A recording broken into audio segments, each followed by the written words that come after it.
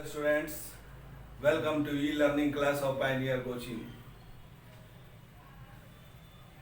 पिछले क्लासों में दो चैप्टर की पढ़ाई हमने कर ली, इंडियन सिविलाइजेशन एंड कल्चर और भारत इज माई होम। तीसरा जो चैप्टर है ये है पिंच ऑफ स्नफ। ये एक स्टोरी है मनोहर माला गोंडकर की लिखी हुई, ठीक है। मनोहर माला गोंडकर, पिंच ऑफ स्नफ। पिंच माने होता है चिटकी। चिटकी समझते हैं ना, जैसे अंगूठे और तर्जनी उंगली से कोई चीज अगर दबा कर उठाएंगे तो ये चिटकी कहलाता है, ठीक है। तो और स्नफ का मतलब होता है नस। नस समझते हैं, जैसे लोग सुर्ती बनाता है खैनी, तो उसमें का जो डस्ट है उसको नस कहा जाता है। पहले लोग समाज में नस कूट कर बनता था और लोग नस सुरखते थे, चांदी के नोसदानी में रखा जाता था, लोगों का शान और समृद्धि का प्रतीक माना जाता था। आज के डेट में ये साइकिल थ्योरी है, ये नीचे चला गया है नाच कर। आज कोई खैनी खाता है या नस सुरखता है तो लोग उसको हिकारत के नज़रिया से देखता है, पहले लोग सम्मान के नज़रिया से देखता था। तो ये क्या है, ये इसको हमने कहा कि ये साइकिल थ्योरी है। जो ऊपर है वो नाच के नीचे जाएगा, नीचे है वो नाच के ऊपर आएगा, यही विकास का क्रम है। खैर, तो ये जो कहानी है मनोहर माला गोंडकर की, ये एक बड़ी अच्छी कहानी है उनकी। और पाठक जो है, पढ़ने वाले लोग, उनकी एक्साइटमेंट जो है वो लास्ट तक बनी रहती है आगे जानने की। यही कहानी सफल माना जाता है जिसमें पढ़ने वाला की उत्सुकता हमेशा आगे जानने के लिए बनी रहे, तब वो सफल कहानी लगेगा।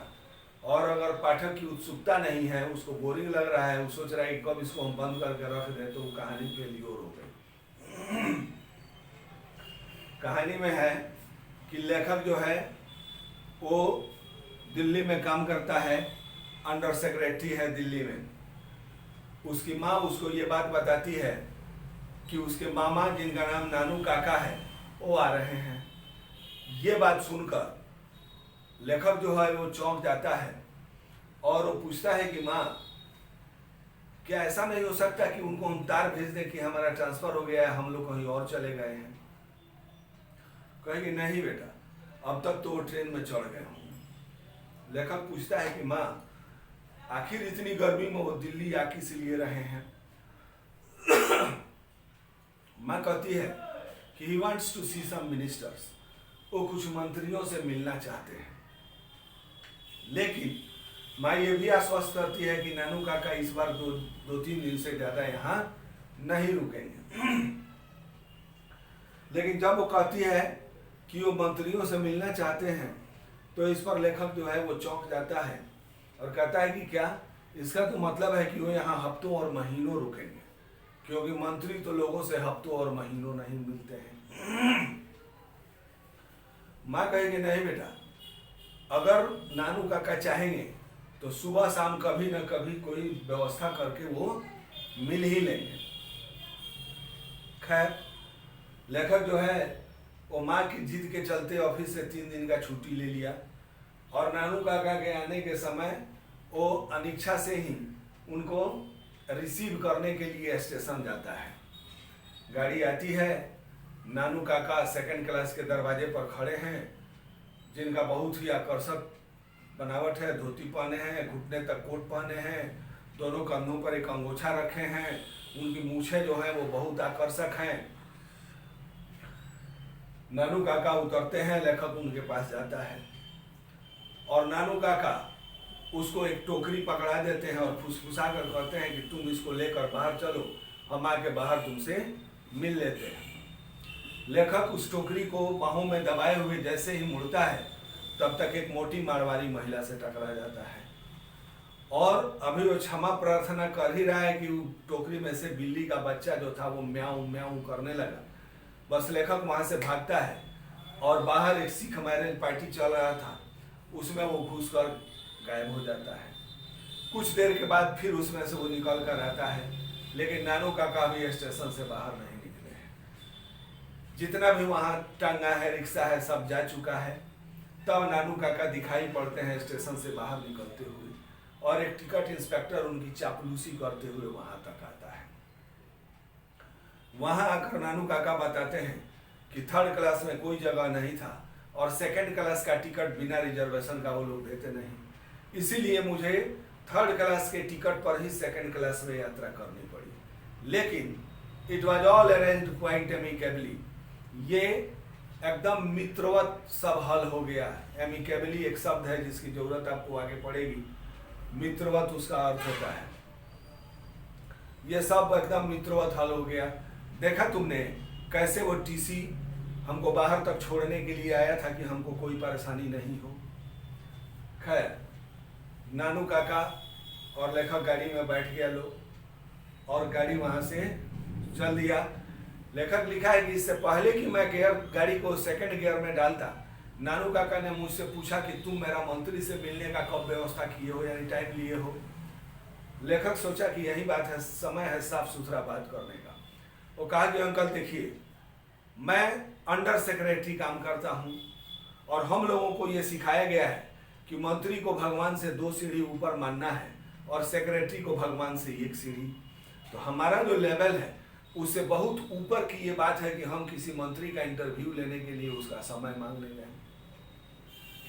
नानू काका कहे अच्छा खैर कोई बात नहीं। उसके बाद वो अपना एक चुटकी नोट्स निकाले, सुरख लिए, और पीछे कार में बैठकर आराम से अपना बैठ गए। घर पहुंचा लो। माँ जो थी वो दरवाजे पर इंतजार कर रही थी, चूंकि उसके भाई आ रहे थे। नानू काका को देखकर माँ जो थी वो बहुत खुश हुई, और बिल्ली का बच्चा पाकर और ज्यादा खुश हुई। लेखक लिखा है कि मैंने ये भी देखा कि माँ जो थी वो नानू काका को ले जाकर मेरे बेडरूम में सुला दी थी, इसलिए पीछे के चारपाई पर मुझे गुजर करना पड़ा, अपना काम चलाना पड़ा। पीछे के बरामदे में एक चारपाई डालकर मुझे वहां सोना पड़ा।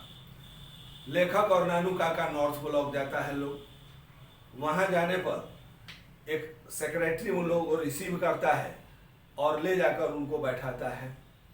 ठीक है, नानू काका अंदर चले जाते हैं, और लेखक जो है वो गाड़ी पार्क करके इंतजार करने लगता है। 2 घंटे के बाद नानू काका मराठी में गालियां बकते हुए उधर से आते हैं, और कहते हैं कि 2 घंटे से मैं एक चपरासी से दूसरे चपरासी तक दौड़ते रहा, और अंत में एक डिप्टी सेक्रेटरी हमको मिला भी, तो ऐसे 3 दिन बाद का समय बुक कर दिया।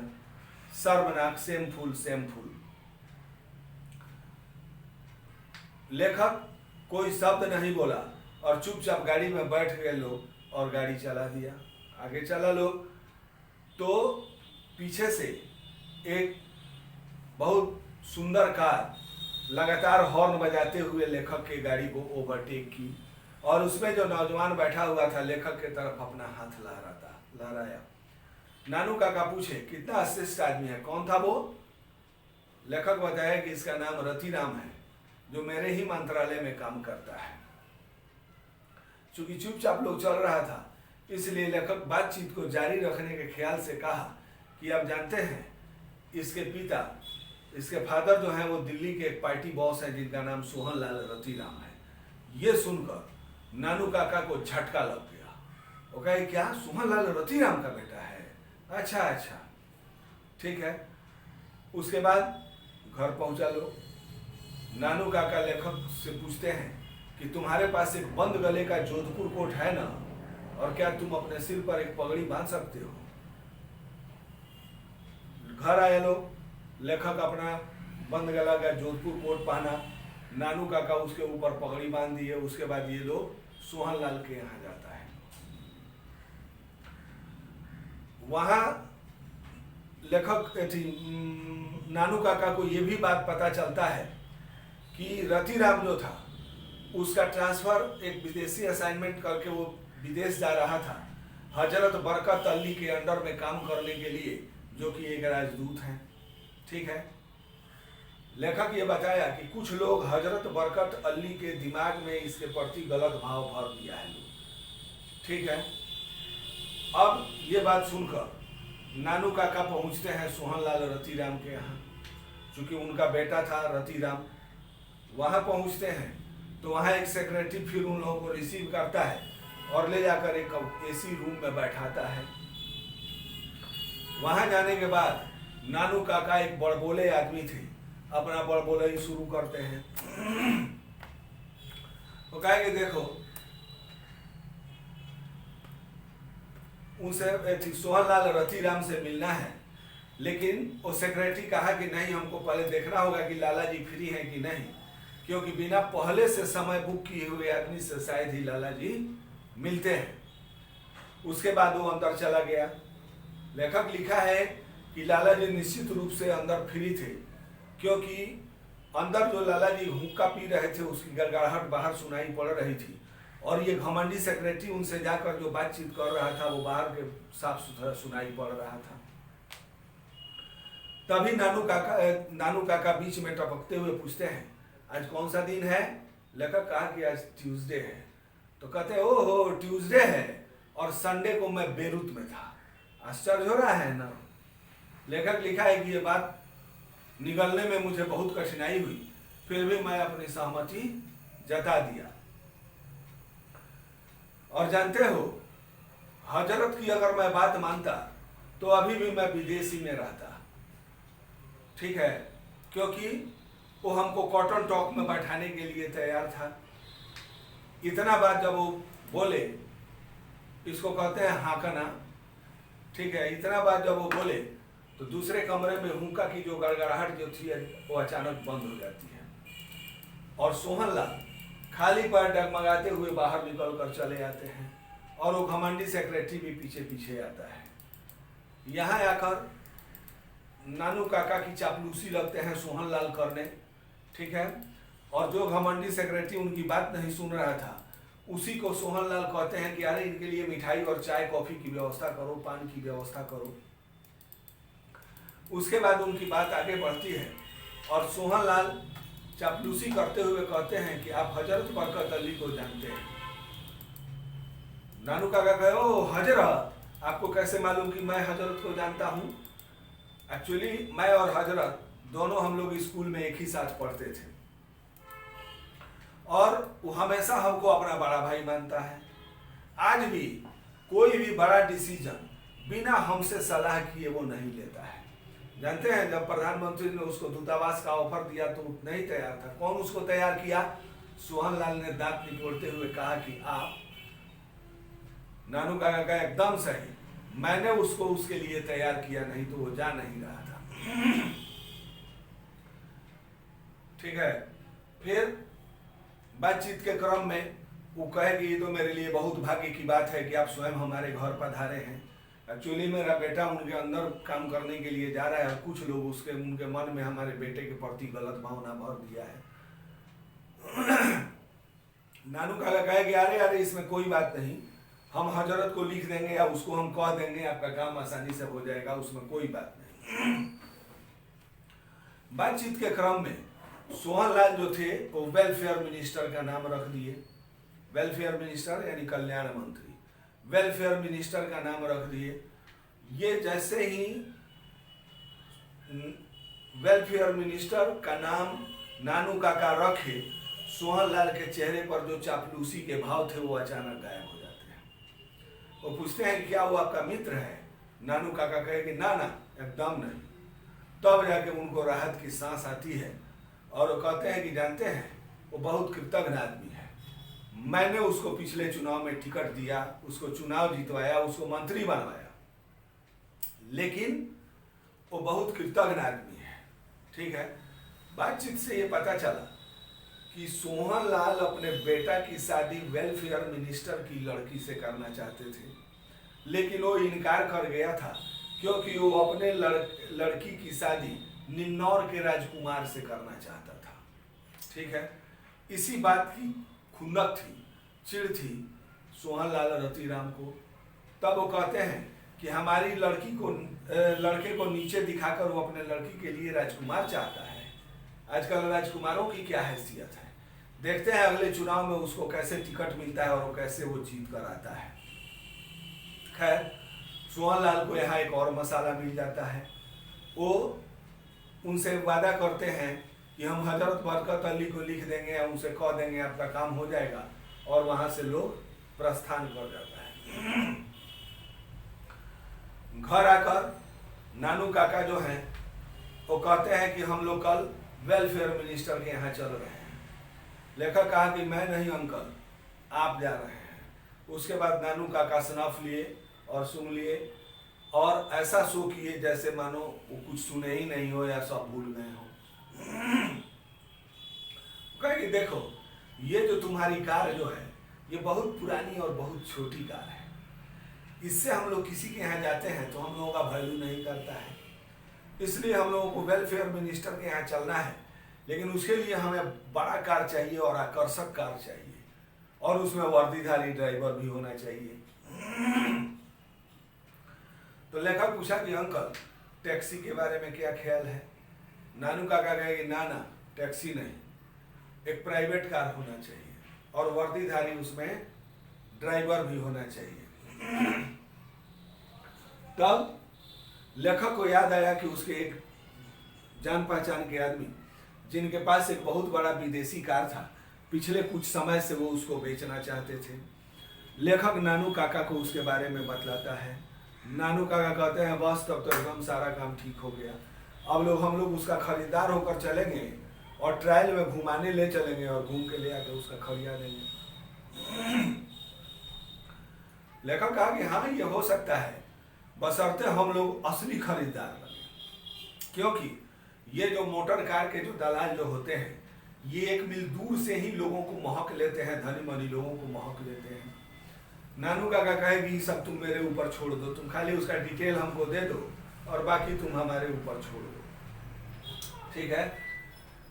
तो लेखक उसके बारे में नानू काका को बतला देता है और पूछता है कि ठीक है गाड़ी तो हम लोग वो ले लेंगे, लेकिन वर्दीधारी ड्राइवर कहाँ से आएगा। तो लेखक नानू काका कहते हैं कि वो निश्चित रूप से तुम बनोगे, ठीक है। उसके बाद नानू काका अपना चेकबुक निकाले, उस पर 1000 रुपया का चेक भर दिए, उसको मोड़कर अपने पुराने कोट के अंदर के पॉकेट में रख दिए और कहे कि तुम अपने धोबी को बुलाओ। लेखक धोबी को बुलाता है, नानू काका वो कोट उस धोबी को दे देते हैं और बाहर ले जाकर उससे कुछ बात करते हैं। उसके बाद ही लोग उस कार वाले के यहाँ सिक्का ऑटो डीलर्स के यहाँ जाता है। अभी उसके मैनेजर से नानू काका बात कर ही रहे थे, तभी वो धोबी हाँफते हुए दौड़ते हुए वहां आता है, जिसके एक हाथ में नानू काका का पुराना कोट और दूसरे हाथ में 1000 रुपया का चेक था। कहता है कि ओ आप लोग यहाँ हैं, देखिए आपने अपने इस कोट में क्या छोड़ दिया था। नानू काका हाथ बढ़ाकर 1000 रुपया का चेक ले लिए और कहे कि वो क्या कहे, हमेशा इस तरह की गलती मुझसे हो जाती है। यानी यहाँ नानू काका अपने धनी होने का डेमोन्स्ट्रेशन कर रहे थे, प्रदर्शन कर रहे थे कि हम 1000 रुपया का चेक हमको याद ही नहीं रहता है, हम धोबी को धोने के लिए दे देते हैं। खैर उसके बाद नानू काका वो चेक ले लिए, धोबी को 2 रुपये का नोट इनाम में दे दिए और उसका पीठ थपथपा दिए और कहे कि ईमानदारी से बड़ी दुनिया में कोई चीज नहीं है। यानी यहाँ नानू काका एक तीर से 2 शिकार कर गए। एक तो अपने धनी होने का प्रदर्शन कर दिए कि हम बहुत पैसा वाले हैं, और दूसरा उन्होंने ये भी जता दिया, कहा कि ईमानदारी से बड़ी दुनिया में कोई चीज नहीं है, यानी बहुत ईमानदार भी हैं, इसका भी प्रदर्शन नानू काका कर दिए। तो इस पर मैंने after this demonstration of wealth, यानी धन के इस दिखावे के बाद कार हासिल करना एकदम आसान हो गया। नानू काका अपना वेशभूषा एक राजवाड़े का पंडित जैसा बना लिए और लेखक जो था वो अपना जोधपुर कोट और एक ऑरेंज रंग का पगड़ी बांधकर गाड़ी चलाने लगा। कहे कि देखो वहां ये नहीं शो करना है कि हम तुम हमारे भगना हो और हम तुम्हारे मामा हैं, वहां बस तुम एक ड्राइवर हो। वहां जाता है लोग, फिर एक सेक्रेटरी उन लोगों को रिसीव करता है, ले जाकर एक कमरे में बैठाता है। नानू काका कहे कि भाई हमको मंत्री को डिस्टर्ब करने की कोई इच्छा नहीं है। और वो विजिटर्स बुक मंगवाए, विजिटर्स बुक लाए लो, नानू काका उस पर अपना नाम लिख दिए और अपना ओहदा लिख दिए, क्या, hereditary astrologer to the maharaja of Ninnaur, Ninnaur के महाराजा के खानदानी पंडित, और नीचे एड्रेस लिख दिए जिसमें दिल्ली का लेखक का एड्रेस लिख दिए। ठीक है, ऐसा नानू काका क्यों किए? क्योंकि शादी विवाह जो होता है उसमें ग्रह नक्षत्र मिलाया जाता है, कुंडली का मिलान करवाया जाता है। तो यही वो शो किए कि निन्नौर के महाराजा के हम खानदानी पंडित हैं, तो बिना हमारे मशवरा के तुम्हारी लड़की की शादी निन्नौर में नहीं हो पाएगी। यही वो शो किए और नीचे एड्रेस लिखे और चुपचाप वहां से आया लो, गाड़ी में बैठा लो और जोर से नानू काका कहे कि अब तुम मुझे महाराजा सुतकता के महल में ले चलो, क्योंकि जितनी भी कुंडलियां मुझे मिली है वो सब हमें वापस करनी है। लेखक लिखा है कि मैं कुछ नहीं बोला, चुपचाप गाड़ी में बैठ गए लोग। गाड़ी चला, जैसे ही मुड़ा गेट से तो बैक मिरर में देखा कि ऊपरी मंजिल के खिड़की से काला कलूटा खद्दरधारी आदमी हम लोगों को देख रहा है। खैर घर आया लोग, चाय पिया लोग, और बिल्ली का बच्चा जो फर्श गंदा कर दिया था अभी उसको साफ करने जा ही रहा, तभी एक बड़ी कार जिस पर एक व्हाइट ट्रायंगल लगा था, लेखक लिखा कि हमारे घर के सामने रुका और उसमें से वेलफेयर मिनिस्टर नीचे उतरे। बाहर निकले, नानू काका पूरा गर्मजोशी से हाथ जोड़कर उनका अगवानी किए और उनसे बात किए। नानू काका का जो मंत्रियों से मिलने का जो काम था वो पूरा हो गया। लेकिन लेखक लिखा है कि मुझे आज तक ये नहीं समझ में आया कि आखिर नानू काका मंत्रियों से मिलना किस लिए चाहते थे। और जब मंत्री को ये बात पता चलेगा कि नानू काका को निन्नौर से कोसों का कोई संबंध नहीं है, तब क्या होगा। लेकिन लेखक इस बात से एकदम आश्वस्त था कि नानू काका में इतनी एबिलिटी जरूर थी कि चाहे कोई भी परिस्थिति आता, नानू काका उसको अपने इशारे पर अपने अनुसार उसको बात को घुमा सकते थे। इतनी क्षमता जरूर थी और नानू काका का कोई बाल भी बांका नहीं कर सकता था।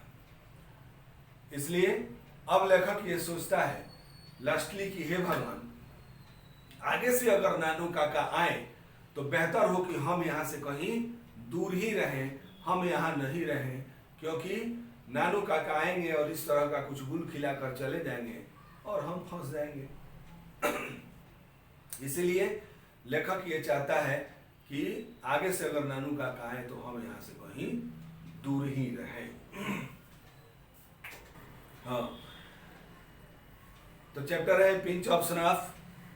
मनोहर मालगोणकर कहता है कि मनोहर मालगोणकर born 1913 is a well-known novelist and short story writer with over 25 publications to his credit।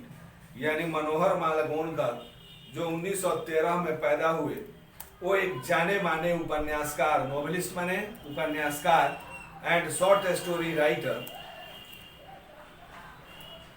हैं, जिन्होंने 25 से ज्यादा अपना प्रकाशन करवाया है। His important works include Distant Drum, The Princess, A Bend in the Ganges and Bombay Beware। यानी उनकी जो महत्वपूर्ण कृतियां हैं ये सारे उनके किताब के नाम हैं, distant drum, the princess, a bend in the Ganges and Bombay beware. The present short story a pinch of snuff taken from contemporary Indian short stories in English is full of wit and adventure. यानी ये जो वर्तमान जो chapter जो है ए pinch of snuff, जो कि एक शॉर्ट स्टोरी है, ये उनकी contemporary Indian short stories in English से ली गई है, जो पूरी तरह से बुद्धि और साहस से परिपूर्ण है। The readers excitement is built up through the accuracy and the profound comedy of Malgonkar's narrative. यानी मालगोणकर की जो यथार्थता जो है, उनकी जो व्याख्या जो है, इसमें इसको पढ़ने से जो पाठक जो हैं उनकी एक्साइटमेंट यानी उत्तेजना जो है वो हमेशा बनी रहती है। अभी हमने पिछले क्लास में आपको बतलाया था कि कहानी की सफलता इसी से मानी जाती है कि पाठक उसको पढ़ने के लिए कितना एक्साइटेड है। ठीक है, उत्सुकता अगर उसकी और आगे क्या हुआ जानने के लिए बनी रहती है तो सफल कहानी माना जाता है। कहते हैं कि mother's announcement Shuk me, Nanu Kaka is coming she said. हमने क्या कहा, इसमें जो इस कहानी का हीरो है वो दिल्ली में काम करता है अंडर सेक्रेटरी, माँ उसके साथ रहती है। तो कहता है कि माँ की ये घोषणा जब वो कही कि नानू काका आ रहे हैं तो मैं कांप गया, ये घोषणा मुझे कांपा दिया। ठीक है, oh my God I said, couldn't we send him a wire saying we are leaving that I am transferred or something।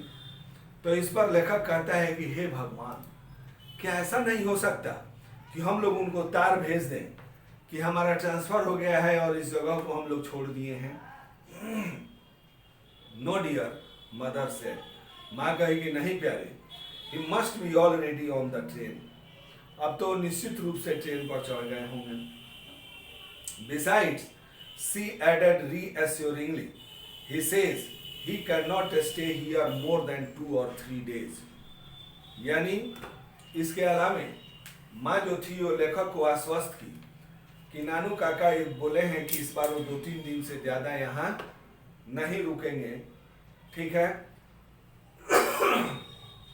What is he coming to Delhi for in this heat? लेखक पूछता है कि माँ इस गर्मी में वो दिल्ली आ किस लिए रहे हैं। He wants to see some minister। तो माँ बतलाती है कि वो कुछ मंत्रियों से मिलना चाहते हैं। What? That means he will be here for weeks। Minister don't see people for weeks, months। Oh my God। तो जब माँ कहती है कि वो मंत्रियों से मिलना चाहते हैं तो लेखक चौंक जाता है, कहता है क्या, इसका तो मतलब है कि वो यहाँ हफ्तों और महीनों रुकेंगे।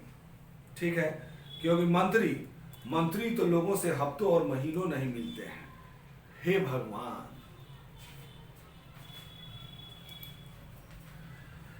इफ योर नानू काका wants to see a minister, I am sure he will manage to see him, mother said, any time of the day or night। माँ कही कि अगर तुम्हारे नानू काका अगर मंत्री से मिलना चाहते हैं तो मैं श्योर हूं कि दिन रात कभी भी वो व्यवस्था करके मिल ही लेंगे। Mother has always been very loyal to her side of the family and after all Nanu Kaka is her brother. माँ जो होती है वो हमेशा अपने परिवार के प्रति बहुत वफादार होती है। ठीक है, और सब के बावजूद नानू काका तो उसके अपने भाई हैं। I on the other hand may have something of a complex about ministers। दूसरी तरफ मैं था जिनके में मंत्रियों के बारे में बहुत जटिल विचार था। I am an under secretary on probation and as such tend to regard ministers as being 2 steps higher than God, the secretaries being just 1 step higher। लेखक कहता है कि मैं जो अंडर सेक्रेटरी यानी सेक्रेटरी के अंडर में काम करता हूँ, ऑन प्रोबेशन यानी ट्रेनिंग में हूँ, और हम लोगों को ये ट्रेनिंग दिया गया है कि मंत्रियों को भगवान से 2 सीढ़ी ऊपर मानना है, भगवान से भी 2 सीढ़ी ऊपर मानना है, और सेक्रेटरी को भगवान से 1 सीढ़ी ऊपर मानना है। ठीक है, I was waiting on the platform when the train came in। अब लेखक जो है वो नानू काका को रिसीव करने के लिए स्टेशन जाता है और कहता है कि I was waiting on the platform, जब गाड़ी आई तब मैं प्लेटफॉर्म पर इंतजार कर रहा था।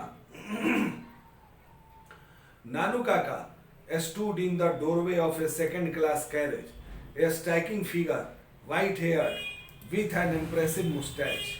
नानू काका सेकंड क्लास के दरवाजे पर खड़े थे, जिनका बहुत ही आकर्षक बनावट था, बाल उनके उजले थे और मूछें उनकी बहुत इंप्रेसिव यानी आकर्षक थी। He still wears the old-fashioned knee-length black coat and the red silk pagri of a Dakini Brahmin and wraps a white angocha round his shoulders. अभी भी नानू काका पुराने फैशन का घुटने तक ब्लैक कोट पहनते थे और लाल रंग का सिल्क का पगड़ी अपने सिर पर बांधते थे और डकनी ब्राह्मण जैसा अपने दोनों कंधों पर एक व्हाइट अंगोछा रखते थे। ठीक है, नानू काका का यहाँ फोटो बनाया हुआ है, देखिए कोट पहने हैं, पगड़ी बांधे हैं और एक अंगोछा भी रखे हुए हैं। As I went up, he handed me a basket. Take this out quick, he whispered. जब मैं उनके पास गया तो मुझे टोकरी पकड़ा दिए और फुसफुसा कर कहे कि इसको लेकर बाहर चलो। I will join you outside the station, और स्टेशन से बाहर आकर मैं तुमसे मिलूंगा। I asked no question. मैं कोई दूसरा प्रश्न नहीं किया। I tucked the basket under my arm.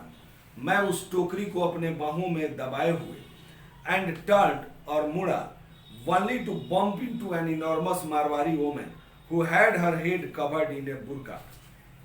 यानी उस टोकरी को दाबे हुए जैसे ही मैं मुड़ा तभी एक मोटी मारवाड़ी महिला से टकरा गया जो अपने चेहरे को बुर्का से ढके हुए थी। But my apologies were drowned by the strange sound emanating from the basket, the protest of an outragged kitten, spits, struts, meow, meow, meow. लेकिन मेरी जो क्षमा प्रार्थना थी वो उस टोकरी में जो बिल्ली का बच्चा था उसके आवाज में मेरी आवाज जो थी वो दब गई। ठीक है, और वो उसमें से लार टपका रहा था और म्याऊ म्याऊ म्याऊ जब करने लगा तो उसमें मेरी जो क्षमा प्रार्थना थी जो वो दब गई। I ducked and ran and mingled with the crowd and squeezed through the gate in the wake of a Sikh marriage party. मैं वहां से गोता लगा यानी तेजी से भागा और बाहर एक सिख मैरिज पार्टी चल रहा था, उसमें घुसकर गेट से घुसा और उसमें गायब हो गया। नानू काका वाज लॉन्ग टाइम कमिंग। नानू काका को स्टेशन से आने में काफी लंबा समय लग गया। The station yard was nearly empty and the last tanga had gone when he emerged escorted by a frowning ticket inspector. ठीक है, स्टेशन यार्ड जो था वो पूरी तरह से खाली हो गया था, लास्ट जो टांगा था वो भी जा चुका था। तभी नानू काका प्रकट हुए और एक टिकट इंस्पेक्टर उनकी चापलूसी करते हुए उनके साथ आया। No room in the third class and they wouldn't issue second class ticket without reservation. तो नानू काका ने बतलाया कि थर्ड क्लास में कोई जगह नहीं थी और सेकंड क्लास का टिकट वो लोग बिना रिजर्वेशन का देंगे। ठीक है, तो अब समय समाप्त हो गया आज का, तो इसलिए आप यहीं पर चिन्ह टिक लगा लीजिए। अगले क्लास में फिर यहाँ से बाकी बातें होगी। 14 नंबर पारा है, आप टिक कर लीजिए। ठीक है, ओके देन, थैंक यू।